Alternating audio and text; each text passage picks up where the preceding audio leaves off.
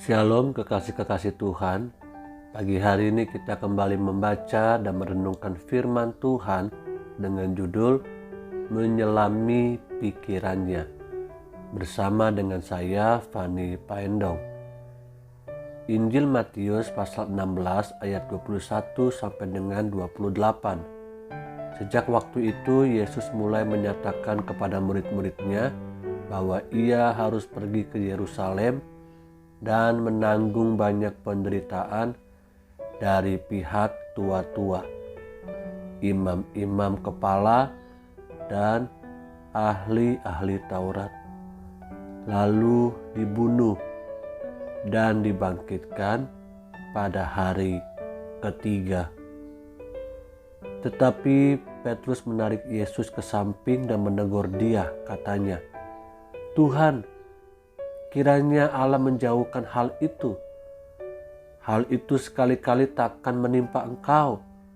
Maka Yesus berpaling dan berkata kepada Petrus, "Enyalah iblis, engkau suatu batu sandungan bagiku. Sebab engkau bukan memikirkan apa yang dipikirkan Allah, melainkan apa yang dipikirkan manusia." Lalu Yesus berkata kepada murid-muridnya, "Setiap orang yang mau mengikut aku, ia harus menyangkal dirinya, memikul salibnya dan mengikut aku. Karena barang siapa mau menyelamatkan nyawanya, ia akan kehilangan nyawanya. Tetapi barang siapa kehilangan nyawanya karena aku, ia akan memperolehnya. Apa gunanya seorang memperoleh seluruh dunia tetapi kehilangan nyawanya? Dan apakah yang dapat diberikannya sebagai ganti nyawanya? Sebab Anak Manusia akan datang dalam kemuliaan Bapanya, diiringi malaikat-malaikatnya. Pada waktu itu ia akan membalas setiap orang menurut perbuatannya. Pada waktu itu ia akan membalas setiap orang menurut perbuatannya.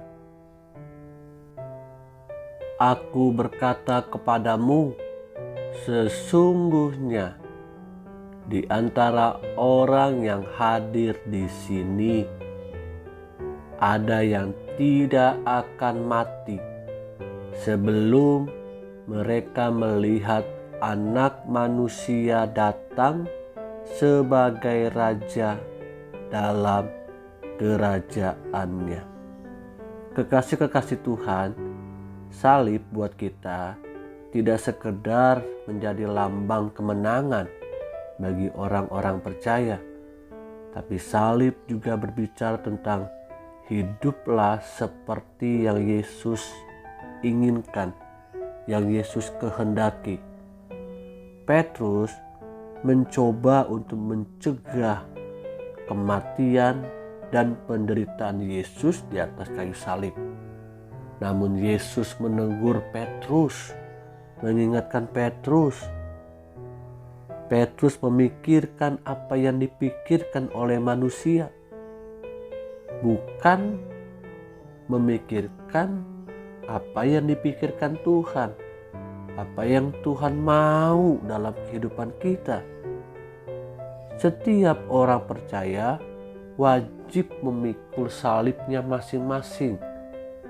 Karena dengan demikian kita belajar untuk memikirkan dan melakukan apa yang Tuhan inginkan. Karena setiap kita mendapatkan salib yang berbeda-beda. Salib saya berbeda dengan salib Bapak, Ibu, Saudara.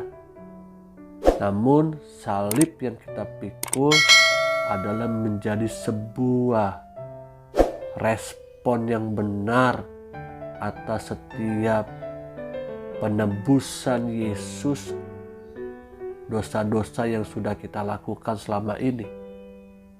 Marilah kita sebagai orang-orang percaya di dalam Tuhan, pikulah salib, pikirkanlah apa yang Tuhan pikirkan buat hidup kita. Karena di balik penderitaan saat ini, di balik salib yang kita pikul saat ini, tersimpan sebuah kemuliaan yang kekal, kehidupan yang kekal, yang Tuhan berikan bagi mereka yang setia sampai garis akhir. Roh Kudus akan menolong kita pikul salib setiap hari. Amin.